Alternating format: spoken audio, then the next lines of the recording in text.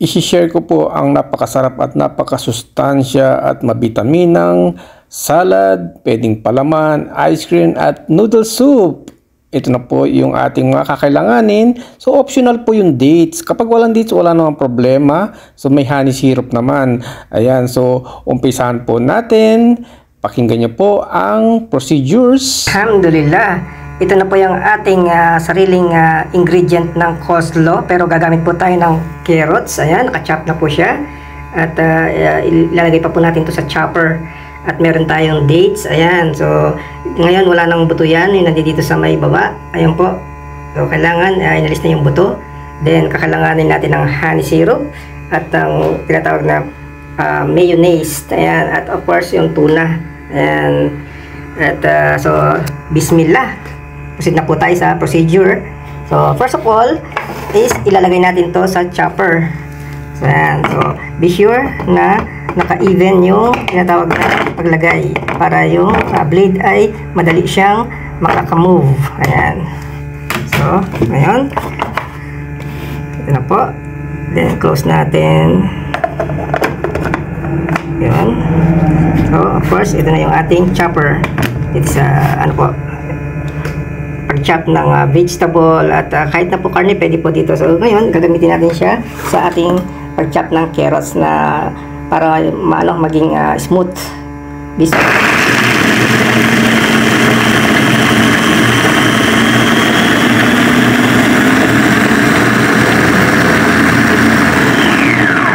Ngayon at the same time isasama po natin yung tinatawag na dates. Ayan. So ito yung dates. Sige, ilagay natin dito. Total nagugas naman po tayo ng kamay. At ako lang namin yung kakain nito. Alhamdulillah. Ayan. So ito po yung wala na mga buto. Nalis ko na yung buto nila. Ayan. So, okay. So, i-mix din natin siya sa carrots. Ayan.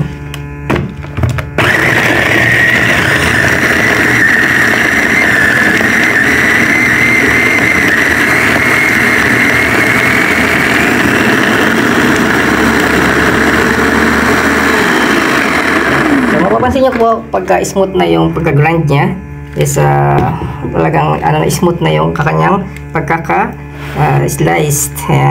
So ngayon i-transfer natin to that sa ating lalagyanan para ma-mix naman. So ito yung bowl natin na gagamitin din sa pag-transfer.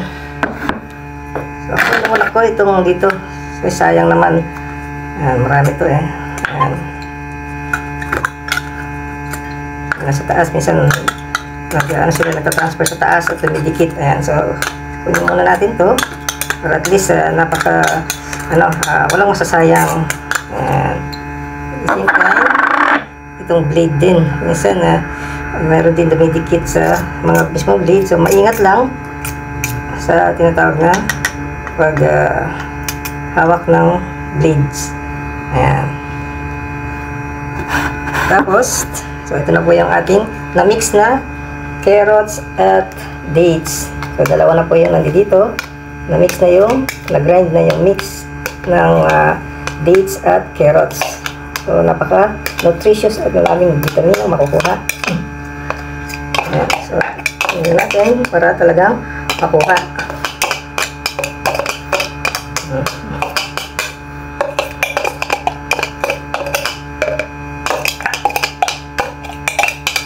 Okay.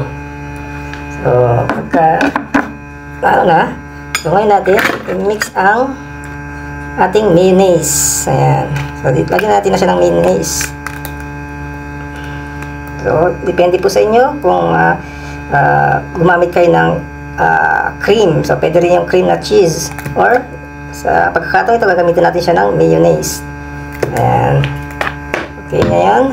Then, ang honey syrup. Ayan. So, depende po yan. Dahil matamis na yung dates, so, konti lang. Para matiis lang yung pinakalasa. At of course, dahil imimix na natin siya, pati na yung tuna. Ayan, at the same time.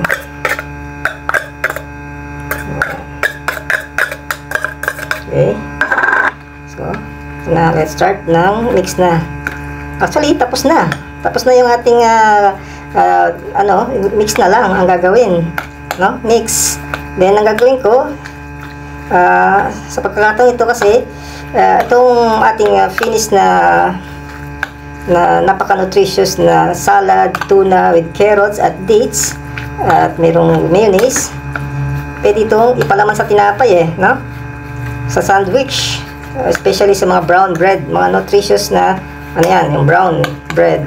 So pwede nang ipalaman to. Actually, napakasarap na to.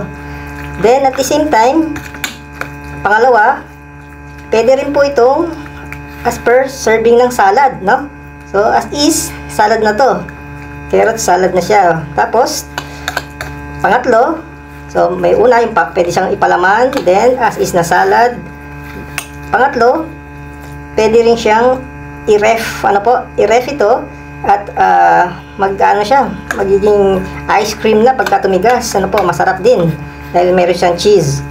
Ayun. So yung cheese or yung cream, yun yung magiging magsisilbing napakasarap na Then yung iba naman ginagawa pagka may natira pa, pwede rin ilagay sa sopas or sa noodles. So sa noodles, yun na lang yung ito na lang yung imimix mo, templado na siya, So ito na po yung ating naka-prepared na, prepared na po to.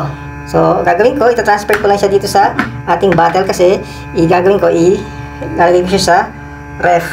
Ayan, para at least ma-preserve siya na mahabang panahon, Dahil paunti-unti lang naman ang gamit nito, so napakatipid, matipid at napaka-nutritious. Maraming vitamina makukuha. Actually, sinasabi, ayon sa research, ang carrots ay napakaraming benefit na makukuha. Vitamin A, mabuti sa mata, sa balat, sa puso, So, nagpiprevent siya ng heart attack din.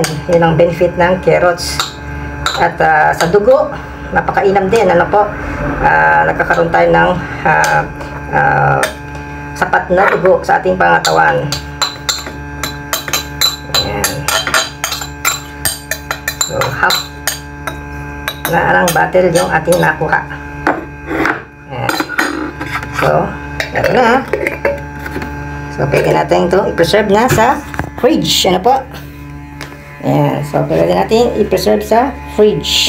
So ready na po for serving ang ating pwedeng salad, palaman sa tinapay, pwedeng ice cream, kaya nilalagay natin sa ref, at pwede rin ilagay sa noodle soup. Ayan. So ito ba yung mga procedures